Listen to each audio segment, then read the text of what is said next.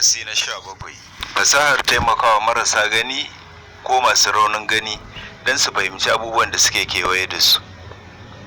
Fasahar AI wadda take taimakawa marasa gani su fahimci abubuwan da suke kusa da su tana yin aiki ta hanyoyi kamar haka: karanta rubuce-rubuce ko gano mutane da fuskokinsu, gane kuɗaɗe, gano abubuwa a cikin ɗaki, gano launuka, gane kayan siyarwa.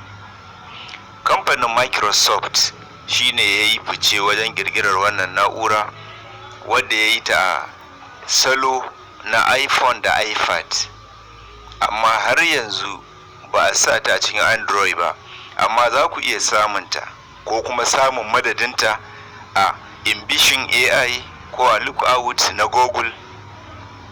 Za ku iya amfani da ita madadin wacce aka yi a iPhone da iPad.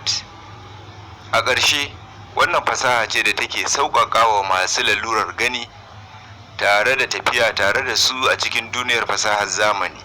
Na gode, sai mu haɗu a darasi na 18, yadda ake amfani da fasaha ita kaɗai don ta yi aikace-aikace ba sai mutum ya yi wani abu da kansa ba, ma'ana automation. Kar ku manta da follow da share da like don a ƙaru.